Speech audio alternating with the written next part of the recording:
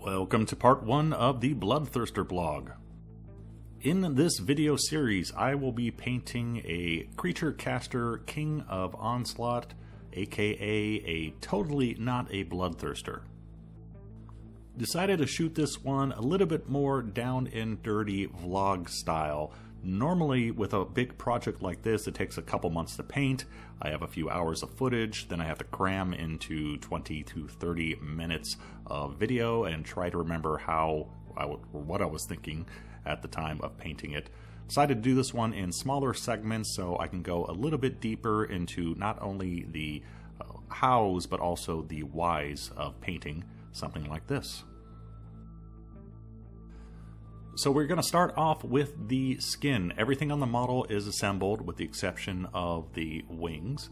And beginning with our first shade layer with a mix of game color gory red and model color burnt red.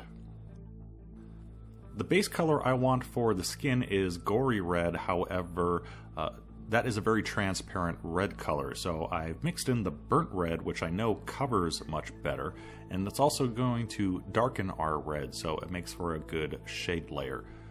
Only takes about 2 coats, a little bit of touch up, and we have a nice solid dark red undercoat to begin from. You may notice that the legs are already fully painted on the model. That's because I wanted to try something new and try painting one limb at a time from start to finish. I've seen other painters do it and wanted to give it a go, but you know what? That does not work for me. Maybe that's easier if you don't mix your colors. I found it very stifling actually because I like to tweak my colors as I'm painting them, add some splashes of color, add some glazes, and I need all of the skin done before I can do that. Next we move on to a 50-50 mix of Hex Lichen and Burnt Red. And this is to add a little bit more shadow to the recesses, but mainly it's to add a bit more color. We have a huge palette of skin on this model, and just painting it all solid red would be extremely boring. So I'm going to be adding some different colors here and there, and adding variety to skin tones really makes them pop. So adding some of this purple mixture to the shade areas, the shadow areas, but also to the chest area, which I plan to change color a little bit. And you can see I did it on the bottom of the feet. Again, that area is already completed, so you can see it with all the highlights down there.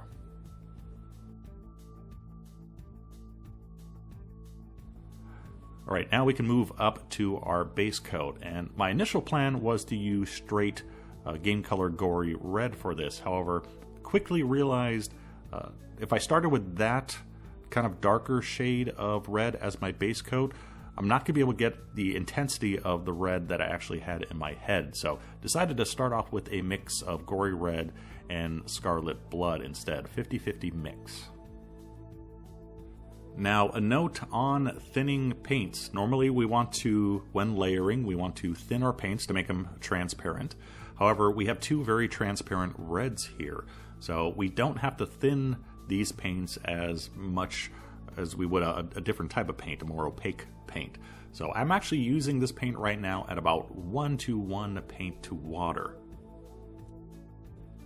At any other time I would tell you that is way too thick, but again, the standard transparency of these colors, if we were to thin this how I normally thin paints, about 1:5 paint to water, it would take forever to get anything done here. So going with 1:1 and adjusting as needed.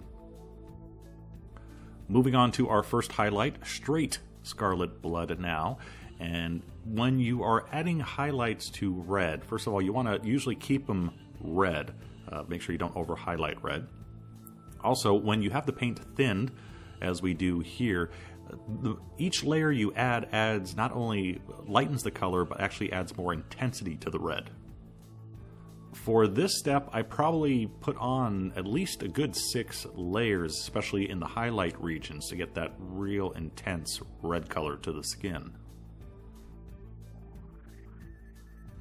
Moving on to our second highlight, and now we are mixing in some Game Color Pale Flesh to our Scarlet Blood.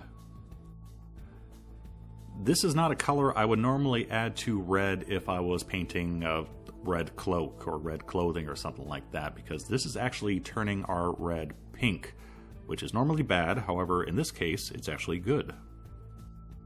Remember, we are painting skin, and on skin you want a lot of color transition. Color variety makes the skin more interesting. So in this case, I do actually want the skin to go a little pink. So I did about, I think, 2 highlights, adding more pale flesh each time. And the color I ended up with was not actually what I had pictured in my head, though. So this red needs more highlighting. However, I quickly, or eventually, realized not of this color. So rather than stripping everything and starting from anew, decided, you know what, let's just put the highlighting of the red on hold and move to a different part of the model.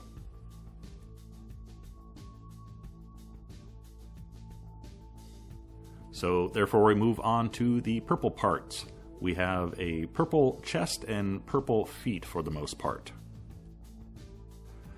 Remember, we gave these areas a layer of that 50-50 mix of burnt red and hex lichen, so we are highlighting up from there by adding heavy warm gray. Did 3, I'm saying highlights, they are sort of highlights, but also since we are transitioning colors from that red to purple into this more lighter purplish gray color, actually, as I paint the highlights, I'm also highlighting towards the center of the chest as well, so to maintain that color transition between our red, our more reddish purple color, and then into this lighter purple color.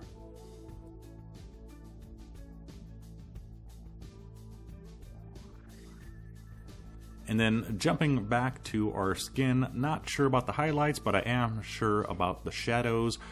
Again, going back to that burnt red hex lichen mixture, this time adding some black to the mix to give us our deeper shadows on our red.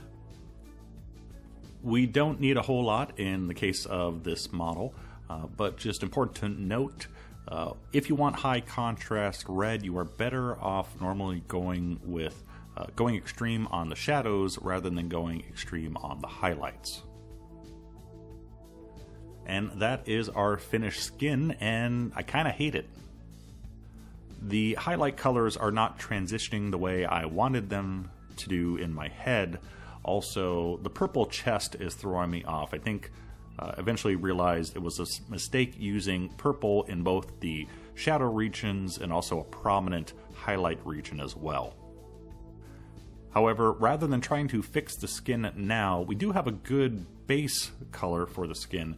So instead, I'm just going to move on to other areas of the model, get some more paint laid in, and eventually the colors for the skin will kind of slot in, and I'll figure out exactly what I want to do with it. So we're just going to jump to another part of the model, and then eventually we'll come back for part 2 of the skin. Until that time, hope you enjoyed. Thanks for watching. Bye-bye. I've administered beatings to nearly 3,000 clients. Oh!